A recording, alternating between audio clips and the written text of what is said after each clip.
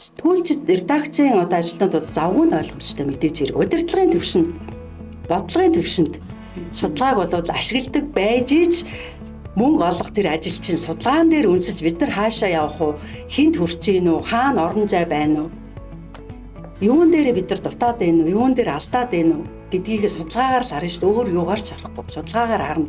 За энэ бол маш дутмаг байгаа. Яг хийж байгаа ажилдаа судлаачийн байрнууд суурьнаас хандаа сурчих юм бол одоо ингээд практик сэтгүүлзүүдээр байдаг одоо худал мэдээлэл тараах, хүн гүтгэх одоо тийм ээ мэргэжлийн алдаа гаргахаас хамгийн их сэргийлнэ л гэсэн үг. Ялангуяа одоо хараахан редакцууд руу орж чадахгүй байгаа сэдв нь бол санхүүжилтийн асуудал байдаг. Тэгээд тэрийг нээлттэй хэлэхгүй асуудлууд хиймс сэдв. Тэгээд ялангуяа санхүүжилттэй холбоотой сэдв дээр бол яг нарийн судалгаанууд гарч иж гэмээр ер нь ялангуяа залуу үеийн ил мэдээлэл итгэл үнэмшил нэмэгдүүц хандлагатай харагдаж байгаа гэж хэлмээр. Тийм учраас яг ер нь манай нийгэмд ерөөсөө бүх салбарт бол энэ судалгааг амьдралд хэрэгжүүлдэг практик дутмаг. Энэ зөвхөн манай салбарт биш, ерөөсөө Монгол улсын хэмжээ.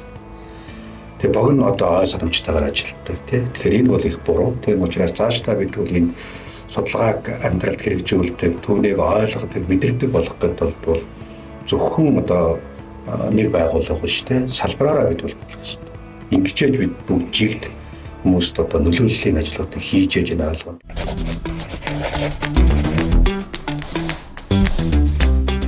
За подкастын маань өнөөдрийн дугаарыг үзэж байгаа үзэгч та бүхэнд энэ өдрийн мэндийг хүргэе. Ингээд хэвлэлийн үрэлэнгээс эрхлэн гаргадаг пресс подкаст болонгийн дугаарын маань өнөөдрийн дугаар Монголын хэвлэл мэдээлэл өнөөдөр судалгааны тайлан хэвлэгдэн гарсантай холбоотойгоор зочдтойгоо ярилцах гэж байна. За энэ удаагийн дугаараар хэвлэлийн үрэлэнгийн гүйцэтгэх захирал сэтгүүл зүйн доктор Хатагтай Мөнх мандах. За Монгол Улсын боловсролын их сургуулийн сэтгүүл зүйн хэлмийн эрхлэгч хэл бичгийн ухааны доктор дэд профессор Од мандах. За игүүрцэг имэн сайтын ерөнхий редактор Тэнгис, судлаач сэтгүүл зүйн доктор Бацэрэг гэсэн зочдтойгоор бид нэр ярилцлага эхлүүлэх гэж байна. За өнөөдрийн подкастын эхний ярилцлага, эхний асуултыг судлаач сэтгүүл зүйн доктор Бацэрэг танаас асууя гэж бодож байна. За хэвлэл мэдээллийн судалгаа нь бусад судалгаануудаас юугаар онцлогдлаар та бас тайлбарлаж өгөөч. За хэвлэл мэдээлэл сэтгүүл зүйн салбар судалгаа шинжилгээ хийх онцлог нь бол тухайн салбарын одоо нийгэмд гүйцэтгэдэг үүргээс нэлээд олж хамаарна. Яг тэгэхээр хэвлэл мэдээллийн салбар хэвлэл мэдээллийн хэрэгсэл маань нийгэмд болж байгаа үйл явдлыг олон нийт иргэдэд мэдээлэх үүргийг гүйцэтгэдэг тийм ээ. Тэгэхээр нийгэм маань өөрөө байнгын хөгжил хөдөлгөөнтэй үйл явцтай ийм амьд организм.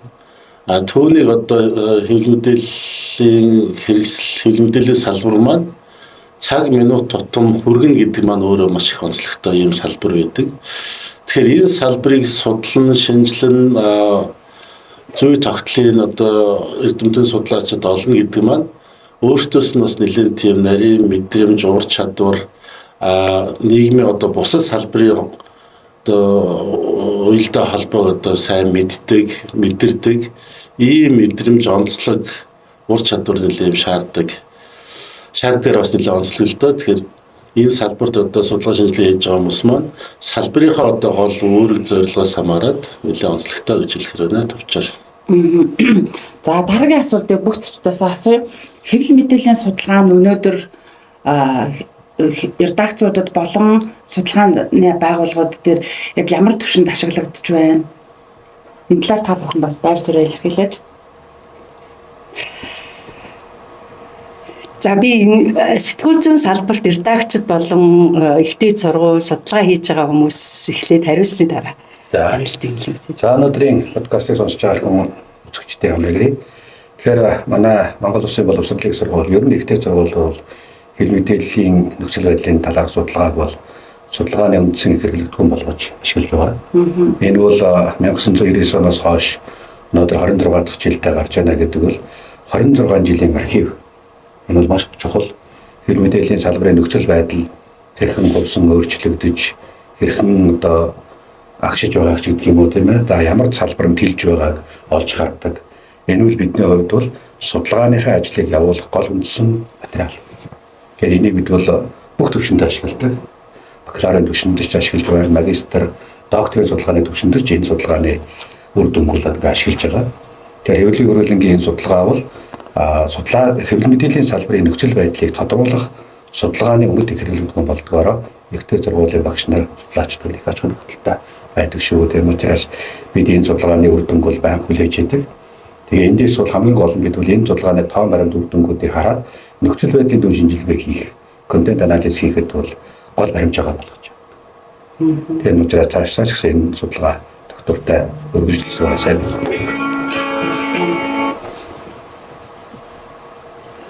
За редакцууд бол нэлийн завгүй байдаг. Тэгээд яг салбарынхаа тухай асуудлыг хөндөөхөөс илүү нийгэм цаг үеэ дагаад нэлийн завгүй өглөөнийхөө хорлыг хийгээл өдөржингөө материалынхаа араас хөөцөл цэргэл шөнө хагасалж унтдаг.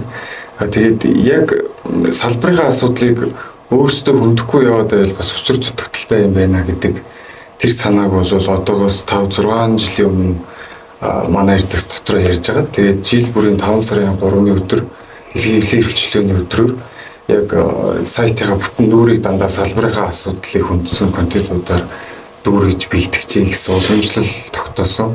Тэгээд яг тэр хүрээнд л биднэрт бол одоо судалгааны материалууд маш их хэрэгтэй болдог.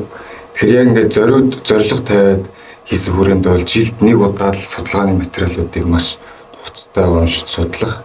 Түүнийг одоо энгийн уншигчдад ойлгомжтой байхаас гадна бусад манай салбарын хүмүүсээс уншиж байгаа болохоор салбарынхандаа бас ойлгомжтой байдлаар зөв өнцгөөс нь хүргэх чиглэлд нэлээд ажилладаг. Тэгэхээр яг манай редакцийн хувьд л жилд нэг удаа л нэг тон даацтай материалуудаа шүүрдэж үздэг гэсэн. За 1990 оноос хойш 90 он гараад нийгмийн өөрчлөлт шинжил нийгмийн зах зээлийн системтэй холбоотойгоор одоо чөлөөт нийгэмд байгаа энэ байгууллагууд зөвхөн хил мэдээллийн байгууллага гэлтгүүгээр бизнесийн байгууллагч гэсэн дээр нь зах зээл хэрэглэгчтэй одоо судлах гэсэн энэ хэрэгцээ шаардлага гарч ирсэн. Үүний дагуу бол одоо томоохон хэвлэл мэдээллийн байгууллагууд хажуудаа юм судалгааны албатай болж эхэлж байсан. За жишээлбэл үндэсний радио телевиз бол судалгааны албатай байгаа. Тэнцэн одоо тогтмол судалгаа хийдэг байх жишээтэй. За дээрээс нь бусад байгууллагуудад зарим нэг томоохон редакцууд бол тийм судалгаа хийдэг юм туршлагатай эсвэл захиалж хийлэгдэг юм байж байгаа. Одоогийн энэ техник технологийн үр шимээр болохоор редакц өөрөө одоо тодорхой хэмжээнд одоо жишээлбэл цахим сайд хэрэгжилж байгаа бол одоо хангалттай интернетийн орчинд мэдж авах юм одоо бололцоотой болсон байх жишээтэй. За нийгмийн шүлжээ ашиглаж байгаа бол өөрсдийнхөө одоо түгэж байгаа мэдээллийг өөрсдөө одоо хянаад авах юм бүрэн бололцоотой болсон. Тэгэхээр энэ маань одоо зөвхөн судлаач гээд тусдаа мэргэжил эзэмшээд юм тусгайлсан одоо юм судалгаа хийхээс гадна редакц өөрөө одоо тэрийг хянах үйл явц динамикийг харах юм бүрэн бололцоотой болсон. За мэдээж одоо мэргэжлийн судлаачдын одоо эрэлт хэрэгцээ, мэргэжлийн арга барилаар хийсэн судалгаа бол заашгүй шаардлагатай. За энд бол ихтэй сургуулиудын тэнхэн байна, судлаачид байна. За дээрээс нь төрийн бус байгууллагууд бас судалгаа шинжилгээ хийж ирсэн. За тэрний нэг жишээ бол одоо энэ Монголын хэвлэл мэдээллийн мониторинг байгаа. За энийг бол Монголын одоо хэвлэл мэдээллийн салбарт судалгаа шинжилгээ хийж байгаа хүн болгоёр нь бол мэддэг. Эндээс одоо иш татдаг тоо баримтаа эндээс одоо хэрхэн яаж өөрчлөгдсөнийг бол харж идэг ийм тогтцсон байдаг. Тэгэхээр миний одоо хэлж байгаа зүйл юу гэхээр саяны одоо тусдаа одоо редакцууд өөрийн судалгааны албатай байхаас гадна одоо энэ бол мэдээс нөгөө тухайн байгууллагын санхүүгийн чадвартай нэлээд холбоотой байх тийм ээ. За өнөөдрийн ийм хурцтай нийгэм техник технологийн үед бол редакц бол өөрөөсөө одоо баг судлаач одоо редактор сэтгүүлч маань судлаач өөргөсдөх юм болцоотой болсон. За бусад одоо мэргэжлийн хэвлэл мэдээллийн салбар судалгаа шинжилгээ хийж байгаа одоо төрийн бус болон төрийн бус байгууллагууд дээрээс нь ихтэй сургуулиуд бол судалгаа шинжилгээ хийж байна гэж үзэж байгаа. Тэгээд энийг бас тусад нь цаашдаа бас нэг судал шинжилсэн нөхцөл байдлыг тодорхой хэмжээр гаргаж ирэх юм бол бас нэг сэдвэл гэж харж байдаг. Баярлалаа. За би бол хэвлэл мэдээллийн салбарт судалгааны хэрэглийг ярихын тулд бас ялгаатай хандах хэрэгтэй. Нэгдүгээрт ихтэй сургуулиуд, академик түвшний одоо байгууллагууд бол судалгааг сайн ашигладаг, эргэлтэнд оруулдаг. Өөрсдөө бас судалгааг сайн хийж байгаа. Энийг бол дурдах хэрэгтэй. Яг одоо практик сэтгүүл зүг одоо хэрэгжүүлж байгаа хэвлэл мэдээллийн байгууллагууд эрдаагчдын дунд бол нэг талаар энэ хэвлэл мэдээллийн судалгааны үр дүнг ашиглах, ойлгох тал дээр бол маш дутмаг. Би бол энэ дээр ер нь их шүүмжлэлтэй ханддаг. Дутмаг байгаагийн шалтгаан нь бол миний бодлоор хэвлэл мэдээллийн салбарт өнөөдөр юм зах зээлийн зарчим ажиллахгүй байгаа. Зах зээлийн одоо яг юм цэвэр өрсөлдөөн бол маш сул байгаа. Өрсөлдөөн сул байгаа учраас зайлшгүй тэр хэрэглэгчтэй мэдэх, өөрөө хаана явж байгаагаа мэдэх, салбар хаашаа явж байгаагаа мэдэх тийм өдөр тутмын бүр амин дээр тулсан тийм хэрэгцээ шаардлага бол ер нь бага байна гэж хараад байгаа.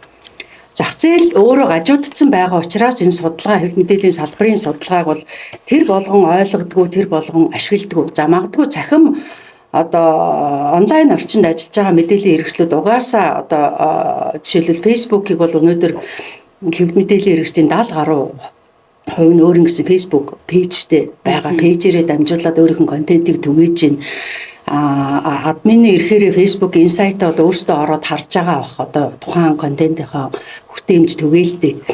Тэрнээс бол нэг их хэтрэхгүй одоо үнэндээ бол хэтрэхгүй байгаа. За томоохон онлайн мэдээллийн хэрэгслүүд мэдээллийн сайтууд бол тодорхой хэмжээгээр бас судалгаа ашиглах гэж оролдож байгаа нь бол харагддаг.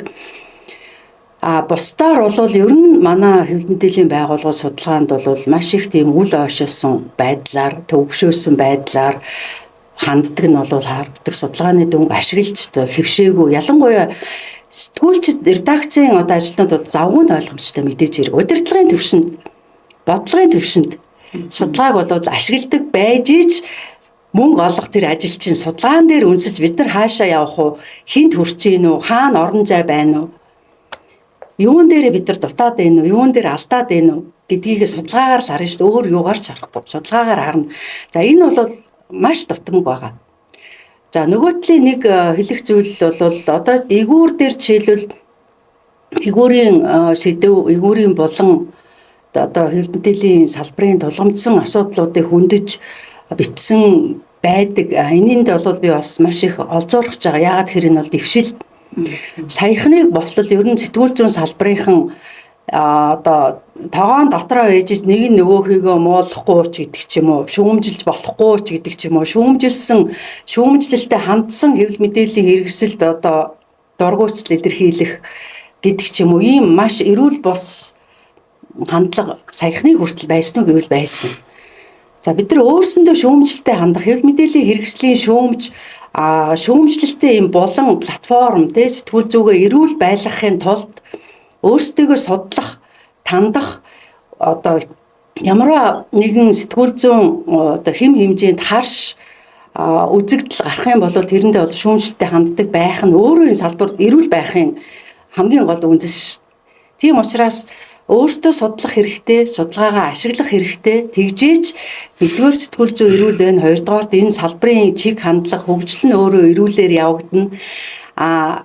Үнэхээр одоо бизнесийн зарчмаар ажилламаар байгаа, орлого мөнгөө нэмэгдүүлмээр байгаа, хэрэглэгчээ мэдмээр байвал судалгаа л ашигла. Өөр ямар ч арга байхгүй. Би энэ дээр нэг зүйл нэмжүүл. Яг би өөрөө нөгөө нэг хэвлэл мэдээллийн салбарт судалгааны албан бус хариуцаад практикт бас хэрэгжүүлсэн бас туршлага сургамж гэх юм уу. Яг тэрнээс одоо хон дээр жаахан академик төвшөнд хийдэг болсон гэх юм уу. Тэгэхээр би үндэсний радио телевизэд ажиллаж байхад өглөө болгон одоо үндэсний радио телевизэд маань өглөөний шуурхайтай. За тэн дээр миний танилцуулдаг юм юу байдаг вэ гэхээр тухайн үед яг нийгмийн сүлжээ гэдэг юм бол их төвөмөл биш байсан болохоор нөгөө цаасан загтлаа аягүй хэрдэг. Ялангуяа радиод бол загтлах хэрдэг. Тэгэхээр өглөөний шуурхай дээр би одоо 2-3 өдрийн өмнөөс загтлуудаа ингээд тоймлоод Монголын үндэсний радиогийн үйл ажиллагаа хөтөлбөрийн бодлоготой холбоотой хэсгүүдээр нь тоймлоод мэдээлэл хийдэг байсан. Тэгээд өглөөний шуурхай дээр бүх редакцийн дарга нар суудаг. Албарын дарга нар суун. Тэгэхээр тэнд өөрсдийнх нь одоо бэлтгэсэн нэвтрүүлэг мэдээлэл орон нутгийн сонсогчд бол Улаанбаатар хотын сонсогчдод хэрхэн яаж хүрсэн байна уу? Нэвтрүүлэгт хэрхэн одоо яаж үнэлт өгнж байна вэ гэдэг зүйлийг бас ингээд мэдээлэлтэй. За дээрэс нь сар тутам үндэсний хэмжээнд хэрэглэгчдийн дунд сонсогчдын дунд судалгаа хийгээд бас ингээд хурал дээр нийтийн хурал дээр одоо нийт уран бүтээлчдийн хурал дээр ингээд дүнгээд танилцуулдаг. За тэрнийхээ үндсэн дээр үндэслээд одоо оны эцэст хамгийн олон сонсогчтой одоо телевизийн нэвтрүүлэг, радиогийн нэвтрүүлэг гэдгийг шалгаруулад тухайн одоо редакцид одоо өргөжлөн төр батламж одоо өгдөг ийм зохион байгуулалтанд орсон байсан. Тэгэхээр тэр маань одоо тухайн үед юу гэж ойлгогдож байсан бэхээр нэгдүгээр уран бүтээлчд маань өөрсдөө миний хийж байгаа нэвтрүүлэг үзэх сонсогчдод тэр хүрч байгаа юм бэ гэдэг тэр мэдрэмж тэр юугаа авчдаг. За дээрэс нь одоо телевиз радиогийн програмын захиргаа гэдэгтэй хөтөлбөрийн бодлогыг гол тодорхойлдог гол нэгж маань тэнд байдаг. Тэгээд тэд нар маань нэвтрүүлэг одоо нийт одоо хөтөлбөрийн бодлого маань үзэх сонсогчдод одоо хэд хүрж байгаа юм. Дараа жилийнхаа одоо бид нар хөтөлбөрийн бодлогыг хэрхэн яаж төлөвлөх юм бэ гэдэг зүйлийн одоо нэг одоо бичиг баримт нь одоо судалгааны албанаас хийжсэн судалгааны тэр үр дүн тайлангууд байдаг байсан. За мэдээж одоо телевиз радио өөрсдийн одоо бодлогоор хийдэг нэвтрүүлгүүд бас байна тийм ээ. Нөгөө талаас хэрэглэгчд буюу сонсогч үзэгчдод одоо юу өсөж байна уу? Тэдний төвшин ямар байна уу? Бид нар одоо яаж нэвтрүүлгүүдэд хүргээд байна гэдэг тэр судалгаа хийдэг байсан. За бүр одоо дээдлийн төвшөнд болохоор гол нь бол телевиз радио маань одоо хөтөлбөрийн бодлого одоо бид нар үзэг сонсогч зориулж нэвтрүүлэг нийтлээ хүргэж байгаа шүү дээ. Тэгэхээр энэ судалгааны үр дүнг ингэж ашиглана гэдэг бол бас тухайн үед нэлээд дэвшилттэй юм байдаг байсан. За нөгөө талаас телевиз радио студийн систем гэдэг зүйлд 90-ад оны сүүлээр шилжсэн л дээ. Тэгэхээр тэр бол яг хаа тухайн үед манай хэвлэл мэдээллийн салбарт бас нэлээд томоохон тийм шинэ үзэгдэл байсан. Тэгэхээр студиудын одоо захирлууд маань тухайн одоо нэвтрүүлэг олон нийт үзэг сонсогчдод хэрхэн яаж хүрч яах вэ гэдэг тэр нэг одоо зах зээлийн системд шилжсэн үеэс юм чинь тэр рейтингээ одоо олж мэдэх тийм хүсэл сонирхол зорилго байсан. Тэгэхээр тэр нэвтрүүлгийн рейтингийг харж байгаад одоо бусад бүүс компаниуд нөгөө зар сурталчилгаа өгдөг.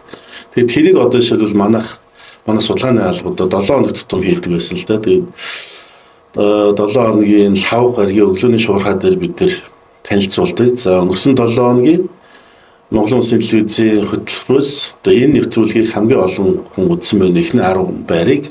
За энэ нэвтрүүлгүүдээс гадна чанартай одоо сайн болсон гэж бас энэ 10 нэвтрүүлгийг үзсэн байна.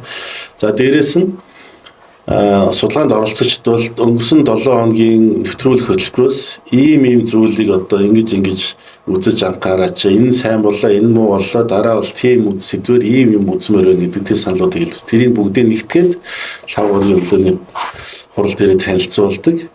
За тэгэхээр нөгөө студийн захирлууд маань тэн дээр мэдээж нэвтрүүлгүүдээ сайжруулах юм анхаарна. Хоёрдугаарт рейтингээ харчаад одоо бусад одоо аж ахуй нэгжүүдтэйгээ ярихад одоо нэг судалгаа одоо нэг үзүүлэх баримт нь болж шүү дээ тийм ээ. Тэгээд тухайд одоо гэрэлтэй цонх гэдэг нэвтрүүлэг бол одоо эхний одоо нэгдүгээр байранд бол хэдэн 7 хоногийн дараа л шалгарч байгаа шүү дээ. Тэгэхээр нөгөө бол бус компаниудаар очихоор энэ ч үнэхээр үзэгчтэй нэвтрүүлэг юм байна.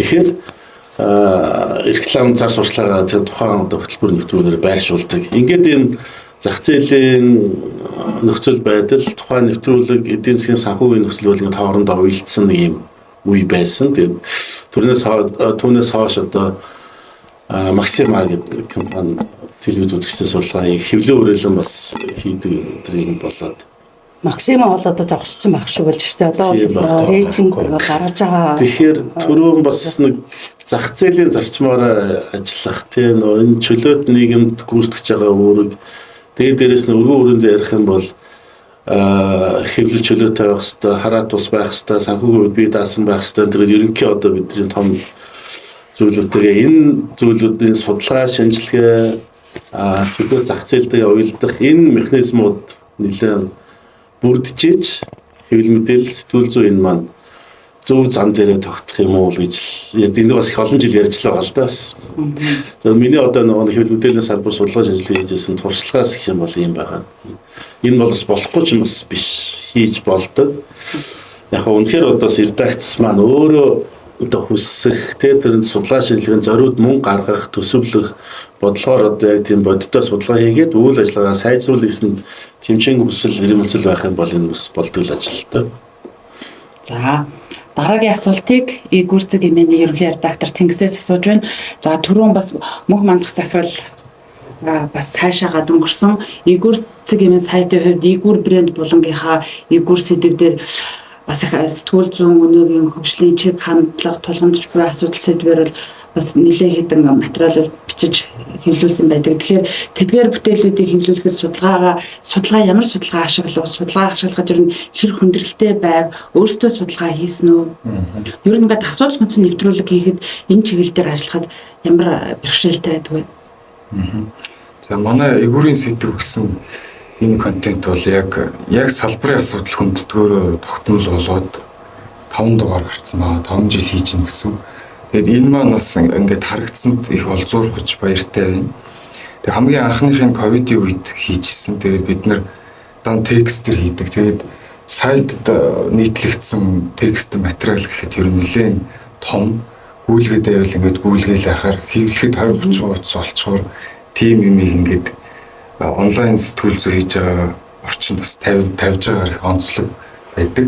Тэгээд яг хийхэд судалгааны материал бол үнэхээр хэвлэлийн үрээлэнгийн одоо энэ эмгэтгэлээс өөр материал бол үнэхээр байдаг гэж хэлэхэд бол тун хэцүү. Эхний 2 дугаарыг бол бид нар яг салбарын өнөөгийн нөхцөл байдал цаашд ямар ирээдүйн чиг хандлага руу бид нар явах нь зөв бэ? Бидний одоо болохгүй байгаа алдаа оноо юу вэ гэсэн сэдвэр эхний 2 жил бол ерөн сэдв хийжсэн. Тэгээд гол төсчижсэн материал бол энэ хэвлэлийн үрээлэнгийн эмгэтгэлэл ер нь бол байгаа. Тэгээд бусад судалгаа одоо материалд ашиглаж байгаа судлагдах их сурвалжуудыг бол дандаа он байдлаар авах шаардлагатай болдог. Нөгөө экспертүүдээс ярилцлага авах, байр суурийн та энэ тал дээр юу гэж бодож байна? Та одоо байр суурийг хуваалцаач гэх байдлаар ингэж бусад хэрэгцээтэй өнцгүүдэд ер нь бүрдүүлнэ.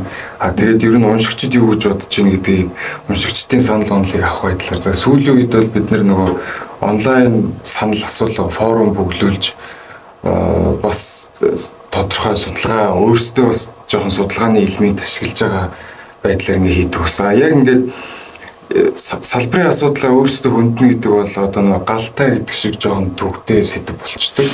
Тийм болохоор яг юм бид нар тийм учраас нөгөө нэг өнцгөө хин нэгэн хүн рүү наах хүшээ ингээд энэ хүн л ингээ илтсэн гэдэг байдлаар биш. Яг энэ судалгаан дээр ингэж дурдгдсныг бид нар ашигласан юм а гэвэл болно их зүгээр байдаг байхгүй. Тэгээ тийм учраас их дотмгаа. Тэгээд яг одоо нөгөө 2 дахь удаагийн дугаар дээр бид нар хаашаа ирээдүйн рүү явах хэрэгтэй вэ гэдэг дээр бол хэвлэлийн үрээлэнгээс гаргасан эмгэтгэлийг ашиглахдаа бидний тухайн үед барьж исэн өнцгөө нь юу байсан бэ гэхээр одоо нөгөө ямар ч редакцгүй нэг хүн ажилуулдаг, 2 хүн ажилуулдаг нэг ийм сайтуудаа маш олон байна. Тэгээд эднэрийг одоо уншигчтанд ялгаж таних хэрэгтэй байна.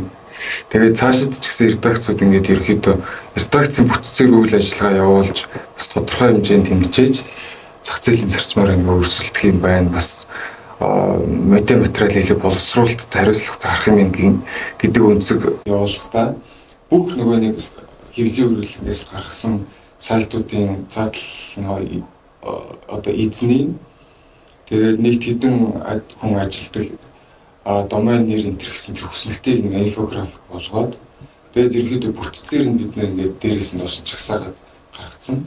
Тэгээд ирэмбэлсэн гэсэн ерөөдөө хэвлэлийн үргэлжлэлийн судалгааг ашиглаж редакцуудын ирэмбэлсэн байдалтай ийм контент хийсэн чинь ер нь бид хэд бол тэр жилдээ нэлээд шүүмжлэлт салбар дотроо хүртсэн. Тэгээд бүгдээрээ л адилхан сэтгүүл зүй хийж том жижиг гэж одоо ялглаач гэдэг юм.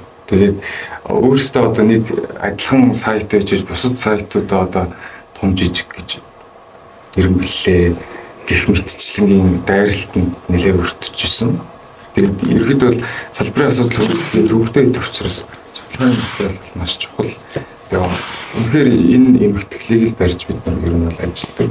Сүүлийн үед бид нодон сонгуулийн жилд бол сонгуулиар хэл мэдээллийн байгууллага яаж ажиллах зүгээр гэсэн сэдв хүндсэн учраас илүү гадаадын судалгаануудыг англи хэл дээр олж унших шаардлагууд бол тулгарсан. Энэ жил бидний хийсэн юм болохоор зэрэг төрийн албаны хэвлэлийн төлөөлөгчд гэж юу ямар хүмүүс вэ гэдэг яг чөлөөт хэвлэлтэй харьцаатай асуудал нь зөрчил юунаар гарч ирэх гэсэн сэдв. Тэгээ энэ дээр бас гадаадын судалгаа энэ ашигласан. Тэгэхээр хэвлэлийн хүрээлэн бол энэ материал эхний 1-2 жилд бол маш их барьж ашигласан гэж ойлгож байна. Тэгээд судалгаа гэдэг дээр бас ингээд 2-3 тусдаа сэдвүүд яригдж тахуулж байгаа шиг байна л да. Нэг нь бол одоо яг өөрсдөө салбарыг судлах тэр судалгаа. Нөгөөх нь ер нь тухайн хэвлэл мэдээллийн байгууллага өөрөө өөрийнхөө менежментийг сайжруулахын тулд зах зээлийг судлах, тэгээ уншигчдынхаа эрэлт хэрэгцээг судлах, тэгээ контентуудынхаа чанар юмыг одоо илүү сайжруулах нь яах вэ гэдэг тэр илүү менежментэд чиглэсэн бүтээмжийн гэхүү тийм судалгаа бас хийх шаардлага бол байд юм лээ. Тэгээ тэрэнд редакцууд бас их мөнгө хаяж одоо судалгааны байгууллагууд хөлсөлж ажиллуулж ингэх юм бол бас зарим чанаргүй хэрэгцээгүй илүү зардал гаргадаг контентуудаа танаад тэгээд яг хүрх ёстой одоо уншигч хэрэглэгчтэй сегментийг тодорхойлоод илүү оновчтой ажиллах боломжийг бас хэвлэл мэдээллийн байгууллага өөрт нь чиглэсэн судалгаа бас нэлийн хэрэгтэй юм байна гэж дүгнсэн. 3 дахь судалгаа бол ер нь сэтгүүлчид хэвлэл мэдээллийн байгууллага бол судалгаатай харьцаж сурах шаардлага бол маш өндөр байгаа. Одоо бүх мэдээ материал бол их богино хугацаанд амархан авагддаг болсон. Энэ нөхцөлд бол яг судалгаатай тулж ажилладаг сэтгүүлч хэрэгтэй байгаа. Тэгээд тэр бол маш чухал. Тэгээд энийг их сургуульд бас илүү сайн заагаасаа гэж боддог. Ер нь ингээд дадлага оюутнууд энэ төр орж ирээд ингээд харахад юм унших. Тэгээд яг ингээд уртхан судалгааны материалтай танилцаад дүгнэн шинжилгээ хийх энэ байдал бол нэлийн тутмаг ажиглагддаг. Ийм 3 өөр судалгаан дээр ингээд ерөнхийдөө хариулчих гэж бодлоо. За үүнтэй холбоотойгоор сэтгүүлч мэргэжил эзэмших гэж байгаа залуу боловсон хүчин судлаачдад энэ талаар яг судалгаа хэр заагддаг талаар сэтгүүл зүйн доктор судлаач Бацараг болон Од Мандах багшаас тодруулж сумаар нь сэтгүүл зүйн сургалтын хөтөлбөрийн хичээлийн хөтөлбөрт хэвлэл мэдээллийн судалгаа социологийн талаар хэр түвшинд заагддээ ямар арга зүй ашиглах талаар. За хэвлэл мэдээллийн салбарын судалгааны талаар бол бакалаврын түвшинд болон агшин шатны түвшинд бүгдэнд заадаг. За бакалаврын түвшинд бол судалгааны арга зүй гэдэг хичээл, сэтгүүл зүйн судлал шүүмж гэсэн хичээлүүд бол яг гол агуулга нь бол энэ хэвлэл мэдээллийн салбарын судалгааны чиглэл рүү явдаг. За мэдээж хэвлэл мэдээллийн салбарт бол маш их судалгаа хийгдсэн байдаг. Зөвхөн хэвлэл мэдээлэл одоо өнөөдөр гэсэн энэ тоо судалгаанаас гадна чанарын судалгаануудыг бол ихтэй сургуулийн бүх багш нар бол хийдэг. За эрдэмжлэгээний сэтгүүлүүдэд бол одоогийн байдлаар бол бараг 1000 гаруй өгүүлэл хэвлэгдсэн байж байгаа. За мөн нэг сэтгүүл зохиол бүтээлгэд бол одоо 100 гаруй 200-300 гаруй байна тийм ээ. Ингээ эмгэтгэл ингэх юм бол хангалттай хэмжээний судалгаа бол бий. Харамсалтай тэр болгоныг бол редакцууд авч үзэж уншиж судлах нь бол бараг байхгүйтэй адилхан байдаг. Тэгэхээр яг бид бол бүх оюутнуудаа бол энэ судалгааны таймыг заадаг, ямар чиглэлээр ямар судлаач ажиллаж байгааг хэлж өгдөг. Тийм ээ, цаашдаа одоо ямар чиглэлээр судалгаа явуулах боломжтой орон зай нөхцөл болцоо байгааг бол заадаг. Тэгээ шинжилгээ ухааны одоо арга зүйнүүдийг үл ерөнхийд нь бол нэг үрчлэн наривчлан заадаг. Манай сургууль дээр гарвал судалгааны арга зүй хичээлийг манай Бацараг багш бол одоо маш олон жил заасан. Судалж шүүмжийн хичээлийг бол бид бол ингээ өөрсдөө заадаг. Мөн одоо зааж байгаа хичээл предмет болгондоо бол энэ судлагдах судалгааны арга зүйнүүдийг бол шингээж ингэж явдаг. Би жишээлбэл Монголын сэтгүүл зүйн түүх хичээл заахад бол тэр чигээрэл сэтгүүл зүйн судалгаа зааж байгаа гэсэн үг шүү дээ. Тэгэхээр энэ үедэр бол ихтэй сургуулиуд бол ямар ч байсан бүх оюутнууд бол яг судалгааны арга зүйнүүдтэй холбоотой үр дүнгуудын талаар бол хангалттай мэдээлэл өгдөг. За мэдээж одоо тэнд чинь бас янз бүрийн төвшөнд сурж эзэмшсэн хүмүүсийн ялгаал байгаа болохоос биш бүх ихтэй сургуулиуд бол судалгааны арга зүй бол заадаг. Мөн одоо цаашдаа бас энэ хэвлэл мэдээллийн салбарын судалгаа гэдэг нь зөвхөн одоо тоон ийм судалгаанаас гадна мониторингийн үр дүнгээс гадна тэр чанарын судалгаа их байдаг. Тэгэхээр тухайн салбар болгон өөрсдийнхөө тэр чанарын судалгааны гарсан үр дүнгуудыг бас уншиж ашигладаг байгаасаа гэж би бас боддог. Зөвхөн одоо юу гэдэг юм мониторингийн үр дүн гарч чад гэдэг нөхцөл байдлыг судлах биш. Чанарын одоо судалгаа хийгдсэн бусад хүмүүсийн хэлбэрчлэгээний өгүүлэл нэг сэтгэлдлүүдийг уншиж судлах. Тэндээс одоо өөрсдийнхөө нөхцөл байдал чиг баримжаагаа авах бол их чухал. Тэгэхээр ихтэй сургуулийн одоо багш нар гэдэг бол зөвхөн хичээл заадаг биш. Мөн хажуугаар нь бүх чиглэлээр судалгаа хийдэг. Дандаа төрөлжсөн одоо юм судаачд байдаг. Тэгэхээр яг зарим одоо хүмүүс бол телевизийн чиглэлээр одоо нарийн мэргэшээ явж байхад зарим нь түүх сонины чиглэлээр гэдэг нь сэтгүүл тэгээд чөлөө төвлөлийн нөхцөл байдлаар гэдэг ингээд мэргэжсэн салбаруудаар хийгдсэн судалгаанууд бол их чухал. Тэгэхээр танай одоо эвлибрэлингээс гаргаж байгаа энэ судалгааны үр дүн бол тэр судлаачдын одоо бас нэг одоо дата болж өгдөг. Тийм учраас цаашдаа бид бол бас энийг тасралтгүй явахын гол ач холбогдол нөхцөл байдлаар дүн шинжилгээ хийхэд маань ихээхэн чухал байдаг байхгүй. Тэгээ ер нь одоо цаашдаа редакцууд бас өөрсдөө хүмүүсээ мэрэгшүүлэх, судлаач болгох тийм ээ. За агшин шатанд гэдэг юм уу сургах, дадлагжуулах тал дээр бас анхаарах хэрэгтэй. Тэгжээж одоо бас нэгтэй сургуулиудын гаргасан судалгааны үр дүнгуудыг одоо ашиглах хэрэгтэй. Өнөөдөр одоо жишээл Монгол Улсын их сургууль, боловсролын их сургуулиас гаргаж байгаа эрдэмчлэгийн институт бүгд цахим болж байгаа. Бүгдээ одоо PDF хэлбэрээр цахим одоо Мойсийн ухаал 2000 оноос гарсан тэр бүх сэтгүүлээ цахимд орцсон байх жишээтэй. Боловсролын их сургуулийн 2007 оноос гарсан бүх сэтгүүл одоо цахим болжээ. За сүүлийн үед бол Брожолтой олон улсын одоо зэрэгэлтэй өндөр сэтгүүл болж байна. Гэх мэтээр ингээд бид бол бас судалгааны түвшинд бол тодорхой ажлуудыг хийж байгаа. Тэгэхээр энэ одоо нээлттэй болсон дата, энэ өгөгдлүүдийг ашиглаж өөрсдийнхөө одоо хөгжил хандлагыг одоо мэдрэх нь бол манай редакцуудын бас нэг гол зорилго байгаасаа гэж боддог. Тэгээ эгүүрийн одоо бас энэ болон бол их сайн болон байдаг. Цаашдаа бас олон талын их сурвалжуудыг яг одоо баталгаад одоо материалуудыг ашиглаж байгаасаа гэж бодож байна. Яг хөө мэдээж аман их сурвалж экспертүүдийн дүгнэлт чухал болгож гарсан судалгааны үр дүнгууд бол хамгийн чухал шүү дээ. Тэгэхээр нөхцөл байдалтай тохирсон ийм одоо олон мэдээллүүдийг ашиглаж энэ судалгааг сэргэлтэнд оруулж байгаасаа гэж бас хүсдэг шүү. За би судалгааны арга зүй хичээл зааж байхад оюутнуудад нэг анзаар гэдэг юм болохоор эхэнд бол их тийм хол хөндий сонсогддог оюутнуудад би хвшил 2 дугаар курсыханд ордог. Тэгээ судалгааны арга зүй, аргачлал, арга техник гэл яхаа нэг тийм хол юм шиг санагддаг тэр оюутнуудад хичээл зааж байхад анзаардаг л. Тэгэхээр эндээс би одоо өөрийнхөө одоо арга барилыг бас тухайн үед өөрчлөөд ер нь мэрэгчлэлтэй илүү их одоо сэтгүүл мэрэгчлэлтэй. Тэгэхээр одоо социолог байна уу одоо судалгаа шинжилгээ хийж байгаа хүмүүсийн хувьд бол хамгийн түрүүнд баримт хамгийн чухал тийм ээ. Тэгээд тэр баримтыг хэрхэн яаж цуглуулж олж цуглуулах уу, ямар дүн шинжилгээ хийх вэ гэдэг юм чинь л судлаа одоо социологч хүний бас нэг үндсэн чиглэл.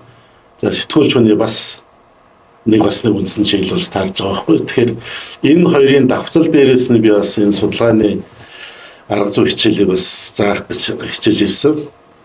Тэгээд ирэхээр бас оюутнуудад маань арай илүү жаахан дөхөм, арай илүү наалтцтай, ойрхон ингэж ойлгох юм болов уу гэж бодогддог байсан.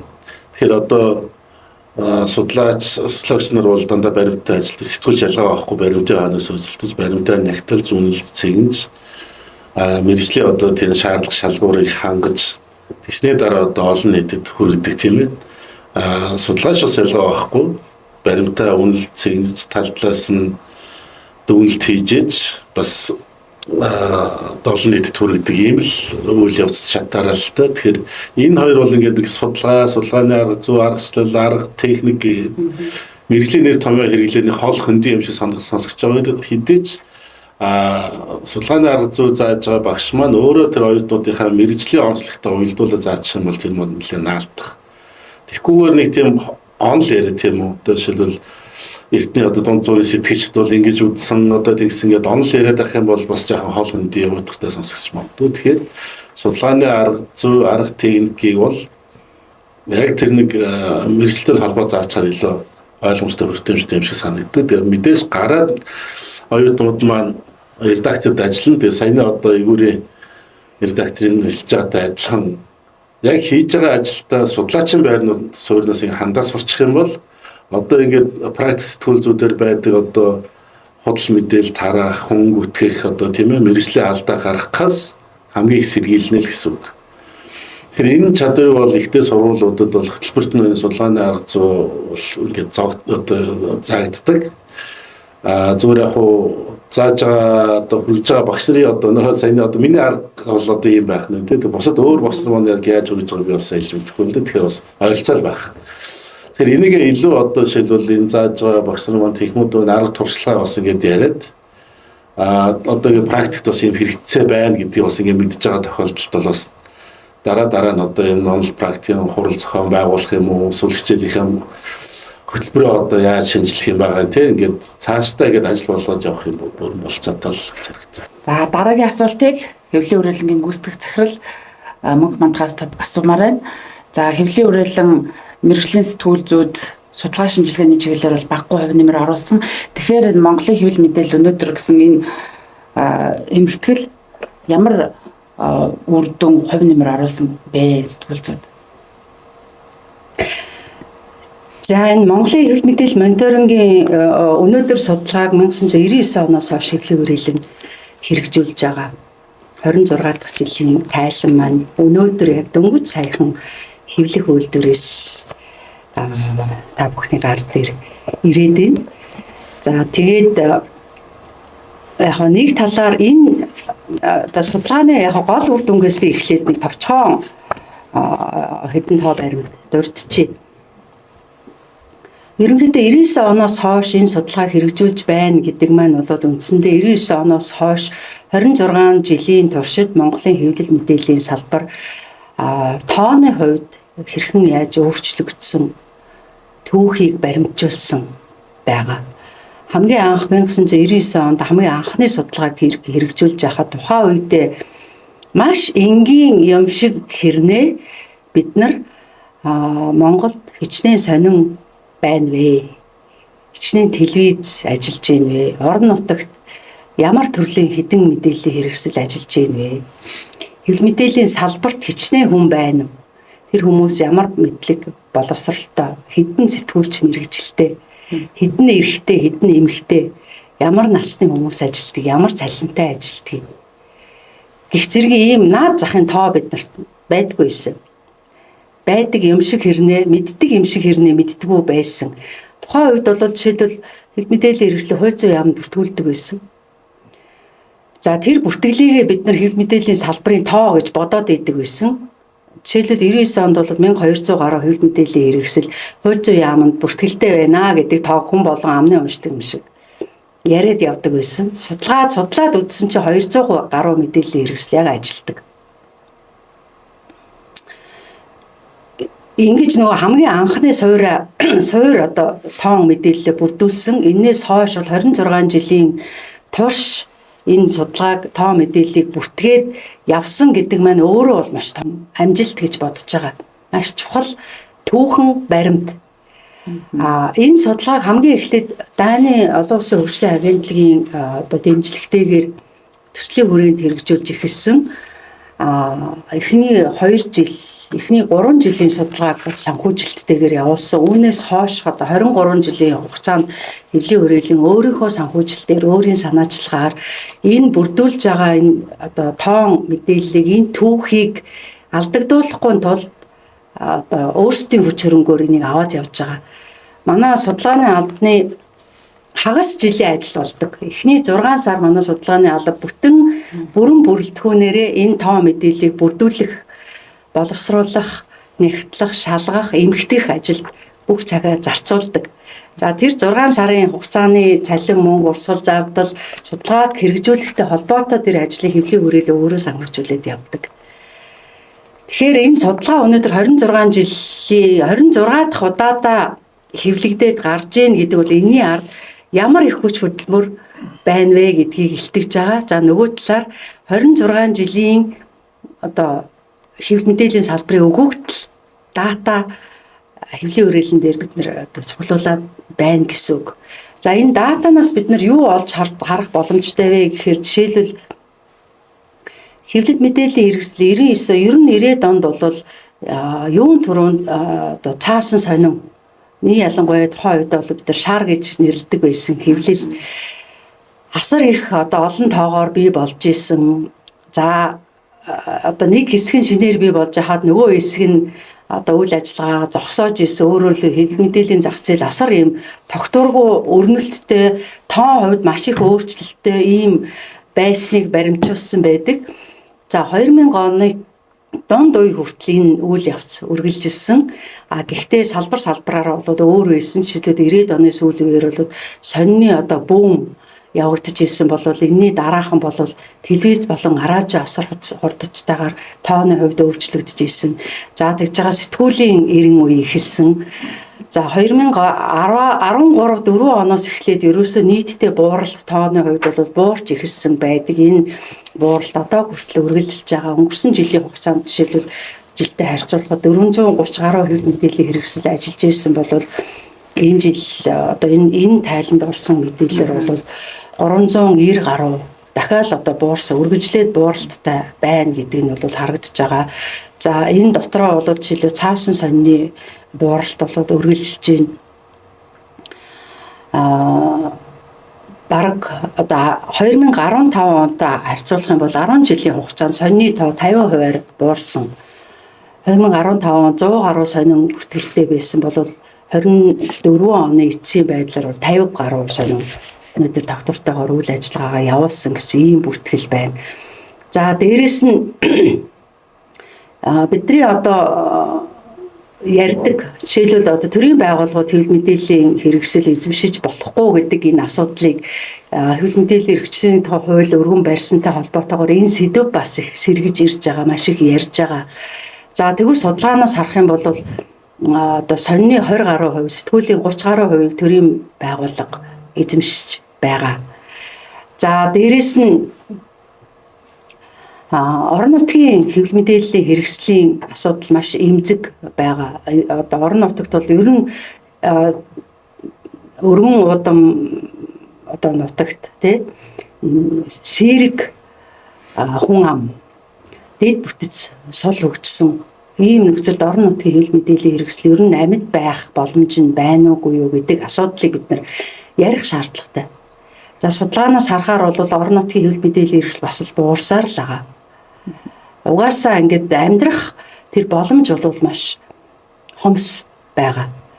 За олон нийтийн радио телевизийн тухай хуулийг бид нар ярих ёстой, хэрэгжилтийг ярих ёстой. Яагаад тэгэхээр тэнд орон нутгийн хэвлэл мэдээллийн хэрэгсэл олон нийтийн статустай байж болно гэдэг заалт оруулаад орхицсон. Цаашаа хэрэгжүүлэх одоо бодлогын төвчний зохицуулалтанд дутагдaltaй байгаа. Гэх мэтчлэн энэ тоон мэдээллийг бид нар юунд ашиглах вэ гэхээр нэгдүгээр за мэдээж хэрэг түүхэн баримт. Хоёрдугаар бодлогын түвшинд бид нар нөлөөллийн ажил хийхэд тоо судалгааг л ашиглана. Өнөөдөр төрийн одоо хэвлэл мэдээллийн хэрэгслийн төрийн байгууллага одоо хэвлэл мэдээллийн хэрэгсэл эзэмших хийх хоригдсон байгаа хэрнээ одоо хүртэл байж лээ. Орон нутгийн хэвлэл мэдээллийн зах зээл эмзэг байна. Орон нутгийн иргэд яг өөрийн гэсэн эргэн тойронд болж байгаа тэр аймаг сумдаа болж байгаа үйл явдлын мэдээллийг авахд бэрхшээлтэй. Дэлхийн мэдээллийг магадгүй өнөөдөр Трамп яаж ийнү гэдэг мэдээлэл бол олдоод байна. Үндэсний хэмжээний мэдээлэл олдоод байна. Суманд юу болж ийн гэдгийг бид нар тэр болгоо мэдэхгүй байгаад байна. За хэвлэл мэдээллийн салбарт ажиллаж байгаа хүмүүсийн тоо, боловсрал, хүйс, цалингийн талаар мэдээлэл энд жишээлбэл байгаа. Эндээс бас нэг одоо олзуурхууштай тоо харагдаж байгаа. Тэр нь юу вэ гэхээр нийтдээ хэвлэл мэдээллийн одоо хэрэгслийн тоо буурч байгаатай холбоотойгоор мэдээж хэрэг энэ салбарт ажиллаж байгаа хүмүүсийн тоо буурч байгаа. Гэхдээ сэтгүүлч, редактор зэрэг бүтээлч ажил хийж байгаа энэ хүмүүсийн дунд сэтгүүлч мэрэгчлээ хүмүүсийн хувь хэмжээ өссөн харагдаж байгаа. Өнгөрсөн жил 50%, энэ жил 60%. Тэр нь юу вэ гэхээр тунж үлдэж гин гэж харагдаад байгаа байхгүй. Сэтгүүлч мэрэгжилтэй хүмүүс нь тунж үлдэж гин. Одоо ийм хүмүүсийн бас шаардлага хэрэгцээнд байгаад байна. Нөгөө талаар энэ хүмүүс бас ажил мэргэжилтэд үнэнч байх хандлага нь бас байгаад байна. Ажил мэргэжлийн үн цэнийг хадгалж авч үлдэх тэр хандлага тоогоор энэ харагдаад байгаа. Гэхдээ сэтгүүлч хэвлэл мэдээллийн салбарын ажилтнуудын цалин маш бага байна. Дунджаар сая 500 мянган төгрөг. Энэ нь бас өнгөрсөн жилийнхтэй харьцуулах юм бол 18% өссөн үзвэл. Гэхдээ бага шүү. Ийм бага цалинтай, ийм их өндөр ачаалалтайгаар ажиллах хаасаа илүү ингэж яваад өгвөл өөр салбарт очиод арай илүү цалин авчвал боломжтой юм шиг харагдаад байгаа хэрнээ сэтгүүлч мэрэгжил эзэмсэн хүмүүс энэ салбар дотроо тунж үлдэж гин гэдэг энэ бас нэг тоо мэдээллийг бид нар энэ судалгаагаар гаргаад ирсэн байна. Гэх мэтчлэн зөвхөн тоо юм шиг хэрнээ өнөөдөр энэ зөвхөн одоо статистик үзүүлэлт. Гэтэ эндээс бол түүхийг харж болно. Хууль эрх зүйн хэрэгжилтийг харж болно. Хууль эрх зүйн ямар зохицуулалт дутмаг байгааг олж харж болно. Тэн дээрээ тоо баримт ашиглаад нөлөөллийн ажил хийж болно. Тийм учраас энэ судалгааг хэвлэлийн хүрээлэн өнөөдрийг хүртэл өөрийн зардлаараа хэрэгжүүлээд явж байгаа. За өнөөдрийг хүртэл энэ судалгаанд оролцоод энэ судалгааны ач холбогдлыг ойлгоод мэдээлэлээ бас манай одоо судлаачдад өгсөн хэв мэдээллийн байгууллага редакцуудад энэ ташрамд бас чин сэтгэлийн талархал илэрхийлэх хэрэгтэй. Түүхийг бид нар бичлэлцэж яваа. Бид нар салбарынхаа бодлогыг харж яваа, шийдэлцэж яваа. Шийдэхийн тулд нөлөөллийн тоо баримтаа бид нар бүрдүүлж яваа. Тэгэхээр энэ судалгаа бол маш чухал судалгаанд оролцож байгаарэ, дэмжиж байгаарэ. Энэ бол энэ салбарын одоо хөгжлийн төвшөнд маш чухал ач холбогдолтой ийм судалгаа юм шүү гэдгийг бид мэдээллийн байгууллагууд, редакцийн удирдлагуудад бас онцлон хэлмээр талархмаар байна. За дараагийн асуултыг бүгдчдээс асууя. Тэгэхээр хэвлэл мэдээллийн судалгаа нь сэтгүүл зүйд итгэх итгэлийг хэр нэмэгдүүлнэ гэж та бүхэн үзэж байна вэ? Эндээс эхлэх үү? Тийм мэдээж одоо бодиттой судалгаа шинжилгээ хийгээ тэрнийхэн дагуу эрдэнэс хэлбэдэлийн байгууллагууд одоо үйл ажиллагаанд тодорхой өөрчлөлт шинжилэлт гаргаж чадах юм бол мэдээж олон нийтийн итгэл үнэмшил илүү л болох тийм хандлагатай шүү дээ. Тэр яг өнөөдрийн подкастын хүрээнд хэвлэл мэдээллийн салбартын судалгаа шинжилгээний хийгдэж байгаа байдал хэрэглээний талаар бас ингээд тодорхой хэмжээгээр хөндлөө. Гэхдээ энэ маань бас хөргөн хүрээтэй л ийм сэдвэлтэй. Тэгэхээр энийг бас нэг зарим нэг байгууллагуудын гаргаж байгаа тоо мэдээллүүд тий судалгаа шинжилгээний тогтмол хийгдэж байгаа өнөөдөр жишээлбэл энэ Монголын хэвлэл мэдээлэл өнөөдрөөс энэ эмгтгэл гарч байгаа энэ нийтдээ одоо 20 гаруй жил хэвлэл мэдээллийн салбарын судалгаа шинжилгээ хийж байгаа хүмүүсийн одоо ширээний одоо эмгтгэл ном болсон байх чинь. Тэгэхээр саяны хэлж байгаачлан ард нь одоо бас ямар дагуулга явж байна вэ гэдгийг манай судалгаа шинжилгээ хийж байгаа одоо судлаачид дээрээс нь редакцууд үүн дээр одоо бас нэлээ анхаарал тавьж ойлгож судалгаа гэж ойлгож уншиж үйл ажиллагаанд хэрэглэж чадах юм бол судалгаа шинжилгээний салбарт судалгаа шинжилгээ хийж байгаа эрдэмтэн судлаачдын үйл ажиллагаа дээрээс нь одоо практикт редакцууд сэтгүүлчдийн одоо хийж байгаа үйл ажиллагаа дээрээс нь хамтраад одоо хэвлэл мэдээллийн салбарын одоо итгэл үнэмшил олон нийтийн одоо итгэл үнэмшил бол илүү дээшлэх ийм хандлагатай л гэж үзэж байна.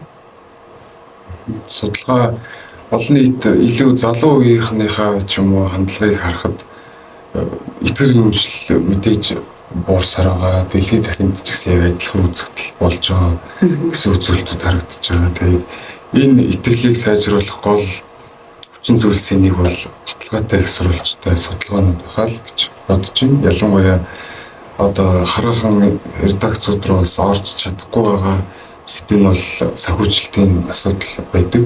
Тэгээд тэрийг нээлттэй хэлэхгүй асуудлууд хэмжих сэдв. Тэгээд ялангуяа санхүүжилттэй холбоотой сэдвүүд дээр бол яг нарийн судалгаанууд гарч иж гэмээр ер нь ялангуяа залуу үеийн хэл мэдээлэл итгэл үнэмшил бол нэмэгдүүц хандлагатай харагдаж байгаа гэж хэлмээр. За мэдээж аль салбар яг өөрийнхөө судалгааг бол тасралтгүй явуулах хэрэгтэй тийм энэ бол мэдээж ойлгомжтой.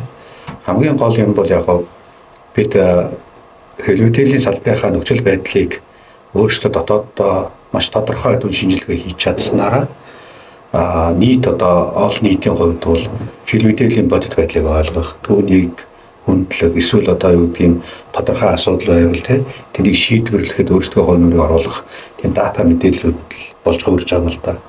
Тийм учраас яг ер нь манай нийгэмд ерөөсөө бүх салбарт бол энэ судалгааг амьдралд хэрэгжүүлдэг практик дутмаг байна.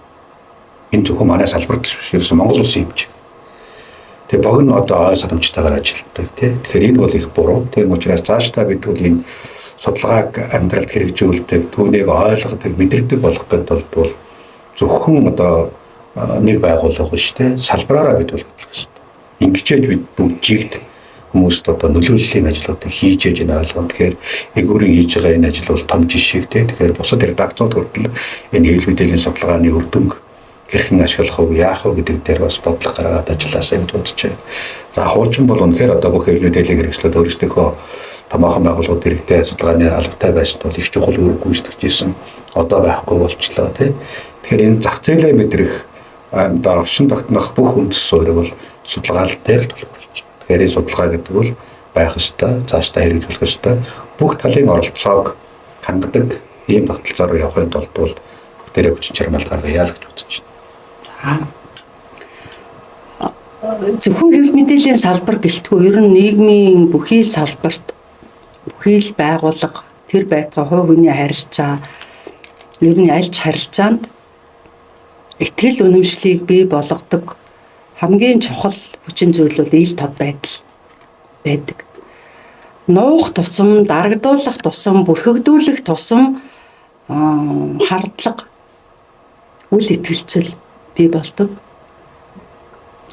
Нөхцөл байдал ил гаргаж ирээд тоо баримттай энэтэйгээ тулж ажилдаг, энийг хэрхэх талаар одоо шийдэл ярьдаг ийм байгууллага, ийм салбар хамгийн өндөр итгэл үнэмшилтэй, нэр хүндтэй байдаг. Энийг манайхан бас маш их одоо буруугаар ойлгох хандлага аль ч салбарт түгээмэл ер нь бол болж игэл нууцчих, дарчих, хавд арчих тэгээд өнгөрөөчих ийм хандлага байдаг боловч ямар ч үед ялангуяа орчин үеийн нийгэмд бол юу ч нууж өнгөрөх боломжгүй болсон шүү дээ.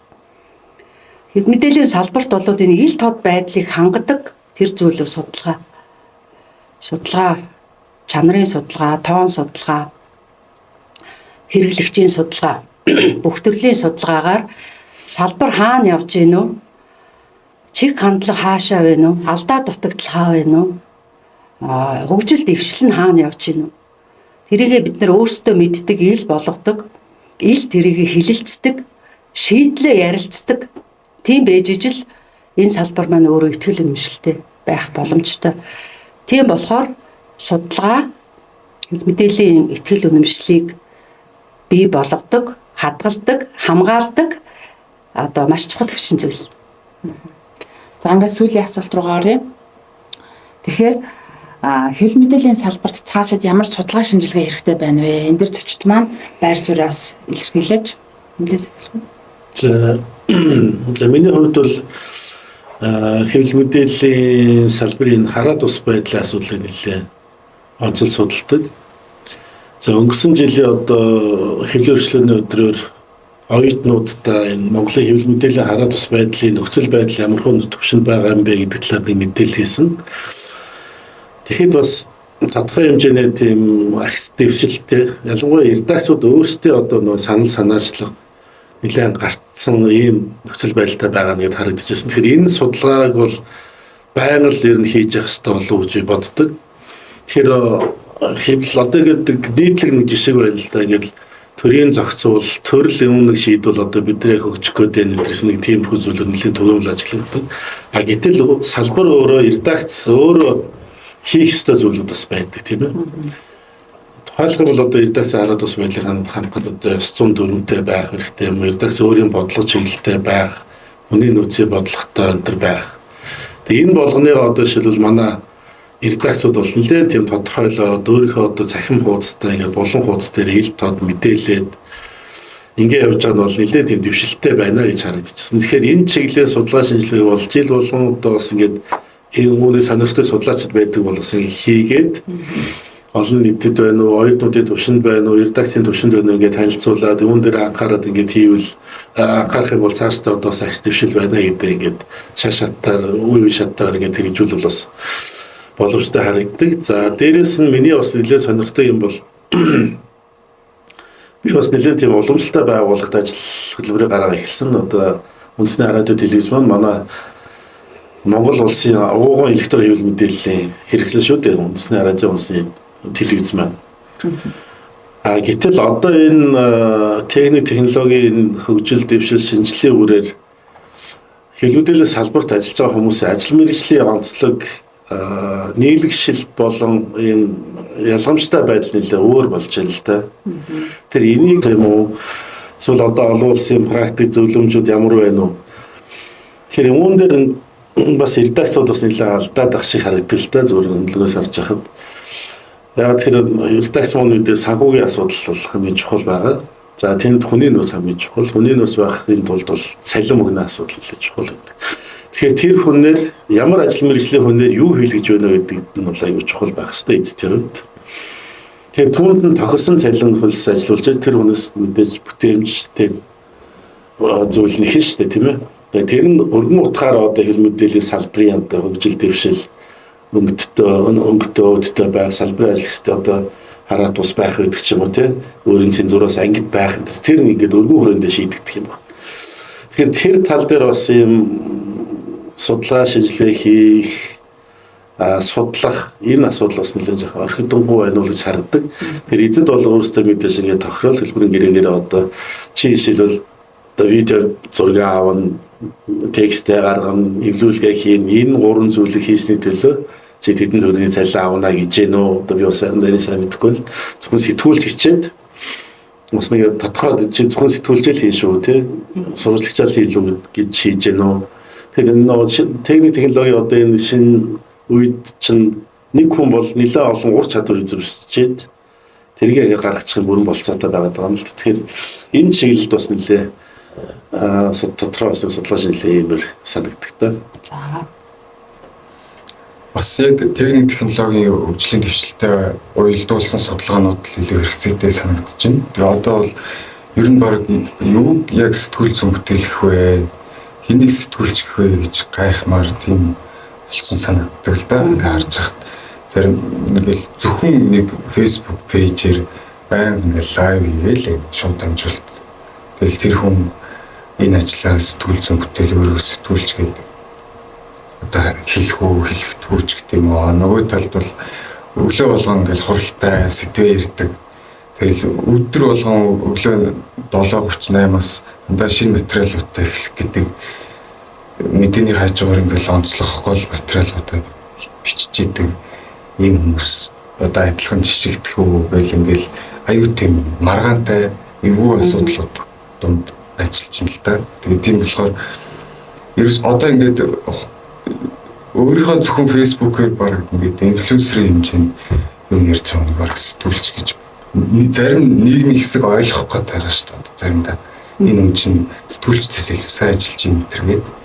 Тэгэхээр энэ дээр одоо яг ямар одоо шаардлага хэм хэмжээ юм тавигдах хэрэгтэй юм бэ гэдэг тэр ингээд мэдээж хилцсэн юмуд байгаа ч гэсэн тогтоогдсон хэм хэмжээнд байгаа ч гэсэн яг Монголын нөхцөл байдалд уялдуулаад ч юм уу ингээд судлах хэрэгтэй санагддаг. Хоёрт бол яг ингээд одоо редакц хараа тусаар авч явна гэдэг бол тийм айгүй амаргүй шүү дээ. Одоо хүн цалинжуулна одоглол одоо туристөлн гэдэг чинь тэгээд ийм төвхтэй салбарт тэгэл одоо нөгөө цаг үе өөрөө ингээд их том сорилтуудыг редакцуудын авчирдаг.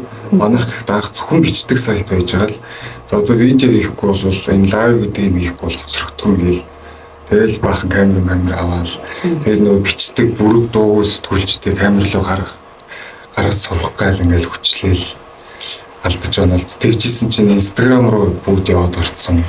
Тэгээ одоо сүүлдээ нөгөө видеогч үзэхээ байгаад рил үздэг болцсон. Тэгээ одоо нөгөө рил хиймээр байна гээл ингээл байнгын тим давлгаанд нөгөө өмнөхөө тогтворжуулж жигдрүүлж тэрэндээ сайжирч учрыг нь олж амжаагүй байж идэл дахиад шинэ юм ингээ гарч ирдэг. Тэгээ тэр дунд нөгөө үндсэн юм алдахгүй байх тэргээл. Тэгэл нөгөө л юмнуудаа ингээ хадгалах гэх мэт асуудлууд дунд ингээл байдаг. Тэгэхээр Монголын энэ редакцууд сайн муугаар хэлэгддэг ч гэсэн өндөө бас одоо энэ цаг үеийн давлгаан донд бас өөрчлөлт төвсөлт юм гэж тэсжүүлдэг гэж яаж бас хичээж ийн вэ гэсэн тэр имийг бас хүмүүст ойлгуулах тэр судалгаа байрлах хэрэгтэй юм гэж бодогдлоо. За. Нийгэм цаг үе технологийн дэвшилтэй холбоотойгоор хэвлэл мэдээллийн салбар бол хамгийн их өөрчлөгдөж байгаа. Угаасаа хэвлэл мэдээллийн салбар анх байгуулагдсан цагаас хойш л нийгмийн давлгаа, технологийн одоо хөгжлийг дагаж хувьсан өөрчлөгдөж ирсэн. Энэ үйл явдал мөнгөд өргөлжлээ.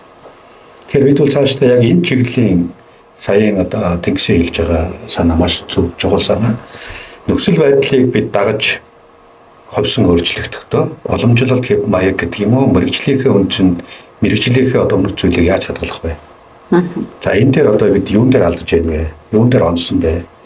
За олон нийтийн сүлжээ гэдэг бол иргэдийн хувьд бол тэр чигээр хэвлэл мэдээллийн хэрэгсэл гэж харагддаг. Ягаад гэвэл манай иргэдийн мэдээллийн боловсрол бол маш муу. Тийм учраас энэ тал дээр бол одоо бас нэлээд өрөөсгөл ойлголттой. Тэгээд дээрээс нь бол яг хав манай Монголын хэвлэл мэдээллийн салбарын одоо бас нэг бидний алдаж амж байгаа нэг зүйл бол олон нийтийн сүлжээг хэвлэл мэдээллийн ажилтныг хэрхэн ашиглах юм бэ? Энэ дээр ямар зааг ялгаатай байх юм бэ гэдэг дээр хэдийгээр мэрэгжлийн төвшөнд гэдэг юм уу судалгааны төвшөнд академик төвшөнд энэ тухай зааг ялгааг нь тайлбарлаж бичээд байгаа боловч яг амьдрал дээр түүнийг хэрэгжүүлж байгаа нөхцөл байдал ямар байна вэ гэдэг ч юм уу те. Ингээд яг энэ хэвлэл мэдээллийн салбарт одоо гарч байгаа ховсон өөрчлөгдөж байгаа нөхцөл байдлуудыг дагаж судлах хэрэгтэй. Энэ судалгаа маш чухал байна.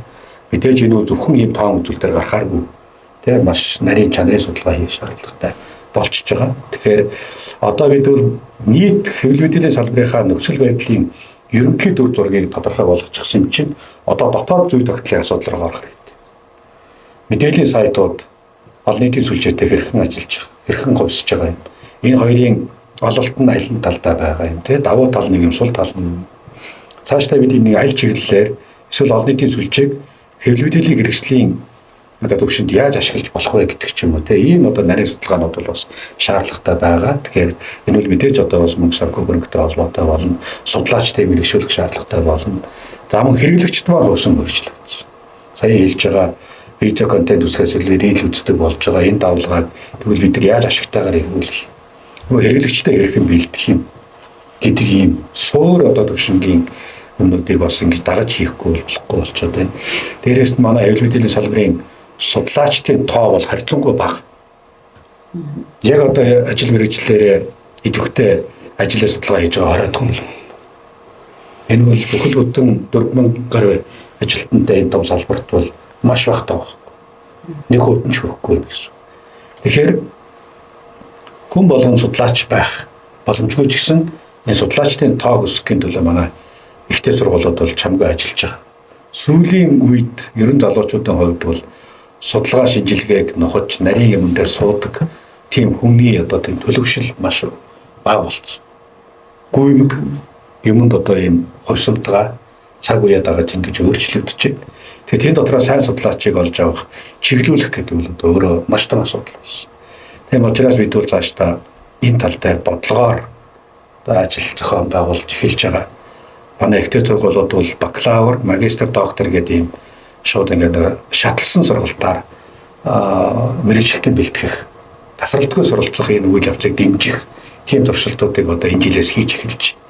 Тэгэхээр одоо бакалаврын төвшин сурж агаад шууд өргөжлөө 4.5 жил магистрийн төвшин сурах ийм бодит боломжуудыг олохын төлөө явж байгаа. Тэгэхээр ихтэй сургууль гэсэн нөхцөл байдлаа хараад судлаачаа ингээд үе шаттайгаар бэлтгэх ажлуудыг хийж байгаа. Тэгэхээр цаг үе өөрчлөгдөж, нөхцөл байдал өөрчлөгдөж, энэтэйгээ холбоотойгоор судалгааны арга барил чих хандлага бас давхар өөрчлөгдөж байна. Тэгэхээр ихтэй сургуулиуд хэдийгээр мэдэрч байгаа боловч тэрийг гүйцэж одоо явхад бас жоохон төвөгтэй байгааг бол нуулгүй хэлэх хэрэгтэй. Цаашдаа бол манай энэ салбарын судалгаа улам нарийн чиглэл рүү орох нь бол зайлшгүй. Бид бол түүхчилсэн болон ерөнхий судалгаануудын датаг бол хангалттай зөвлөсөн болсон. Одоо дотоод зүй тогтлоор орох ёстой, чанарын судалгаанд анхаарах ёстой гэж үзэж байна. Хоёр зүйлийг дурдмаар энэ судалгааны хэрэгцээ шаардлагын хувьд бол ерөнхийдөө онлайн түүхийн агуулгын чанарын судалгааг бол одоо академик төвшөнд бол сайн хийж байгаа гэдэг би өмнө дурдсан.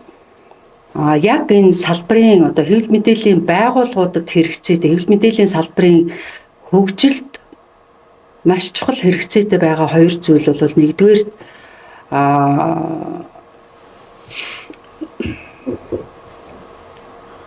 редакцийн агуулга хаашаа явж ийн вэ, харьцаа хаана вэ гэдэг тэр одоо агуулгын судалгаа бол маш чухал байгаа. Яагаад тэгэхээр ер нь зарчмын хувьд бол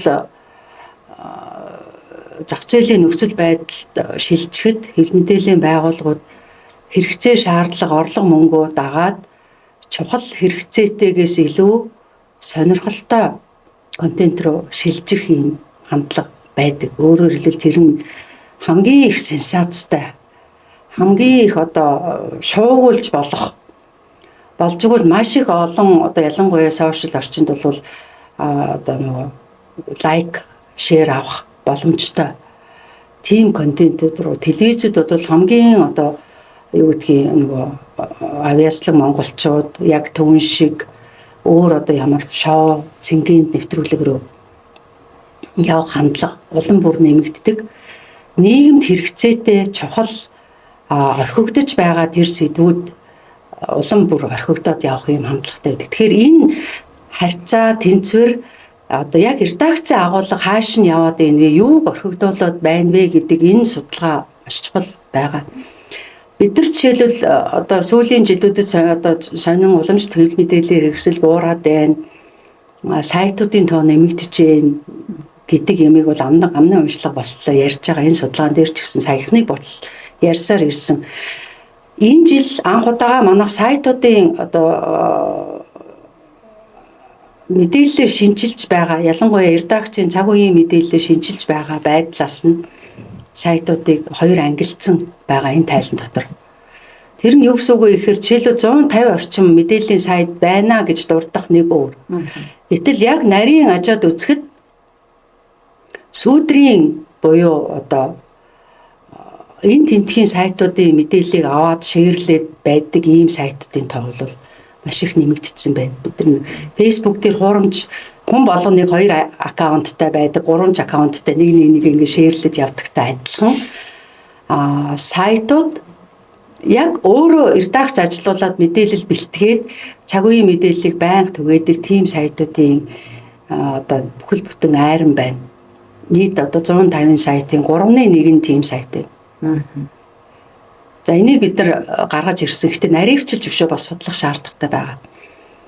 За хоёр дахь одоо хэрэгцээ шаардлагын асуудал бол хэрэглэгчтэй холбоотой. Өнөөдөр бид нар хэрэглэгч хаана байна уу? Хэрэглэгч юу үзэж байна уу? Юу хүсэж байна уу? Юу ойлгож байна уу? Гэдгийг бол баримжаагаар л мэдчихэж байгаа.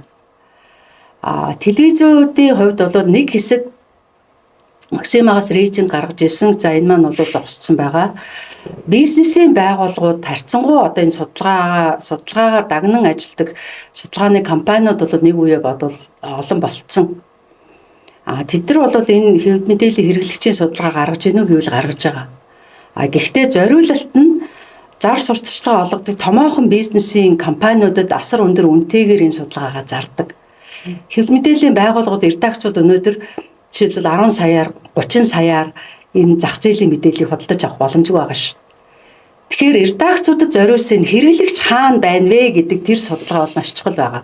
За энэ дотор бол хин хизээ юу уншиж гэнэ үү, хэрэгжилж гэнэ үү, ашиглаж гэнэ үү гэдгээс гадна Одмонд хогшин саяын дурдсан тэр мэдээллийн боловсролын асуудал байгаа. Өөрөөр хэлбэл ямар мэдээлэлд автаад байдаг, яагаад хуурамч мэдээллийг ялгахгүй ингээд шеэрлээд улам бүр өсөлтийг нэмэгдээд байдаг. Сэтгүүл зүйн контентыгаа ялгаж гэнэ үү, ялгахгүй байна уу? Хамгийн чухал одоо бид нар Facebook болоод мэдээллийн маш чухал их сурвалж гэдгийг бол ойлгоцсон байгаа. Судалгаагаар гараад ирсэн байгаа. Гэтэ Facebook дээр жишээлбэл мэдээллийн одоо сайтууд, сонинууд, телевизүүд контентоо түгээж байгаа шүү. Тэрийг ялгаж авч гин. Эсвэл зүгээр ингээд нөгөө хувь хүмүүсийн аккаунтад хамгийн их олон шеэртэй зөвхөн тэр сенсацтай агуулга дээр төвлөрөөд байна уу? Ямар насны ямар ялгаа байна уу? Одоо бид нар жишээлбэл Gen Z гэдэг нэг л их тис ондоо тэрний дараагийн үеийн тис ондоо хүмүүс гараад ирчихлээ. Яг юугаараа ялгаатай? Мэдээллийг яаж ашигладгийг бид нар яг юу хүсэж байгаа юм? Сэтгүүл зүйн байгууллагууд, редакцууд жишээлбэл энэ шинэ эрен үеийнхэнд шанс байна уу? Эсвэл зөвхөн одоо ноорог өөр бусад одоо нөгөө од мөндөр ямар саачин маягийн контент креаторууд илүү их шанстай байгаад байна уу? Хэрэглэгчээ бид нар ойлгож иж хэв мэдээллийн салбарынхан тэр шаардлага хэрэгцээнд амин сүнсээ алдчихгүйгээр худалдчихгүйгээр хэрэглэгчдээр очиж ажиллах тийм боломж бүрдэх. Тийм учраас хэрэглэгчээ бид нар өнөөдөр судлах хэрэгтэй. Энэ судалгаа алдагдсан. Яагаад тэгэхээр эдрэтэ хэцүү болцсон энэ судалгааг авахд өмнө нь бол ойлгомжтой байсан ш. Телевиз үзнэ, сонин уншина. Одоо бол их өргөн хүрээний одоо маш нүсэр том судалгаа хийж иж бид нар хэрэглэгчээ ойлгох боломжтой болцсон. Гэхдээ энэ дээр ингээд бизнесийн одоо хөрөнгө оруулалт юм уу асар өндөр үнээр зарах шаардлагатай тэгжээж зардлаа нөх болчихно. Тэгэхээр нөгөө салбарынхан маань тэрийг авч хэрэгжилж чадахгүй болчих гээд байгаа. Тэгэд ийм судалгаа гарцаагүй орхигдоод байгаа. За баярлалаа. Ингээд өнөөдрийн пресс подкастын өнөөдрийн дугаарт хүрэлцэн ирсэн эрхэм төчтөө дахин талархаа ингээд та бүхний цаашдын ажил хөдөлмөрт амжилт хүсье. Баярлалаа.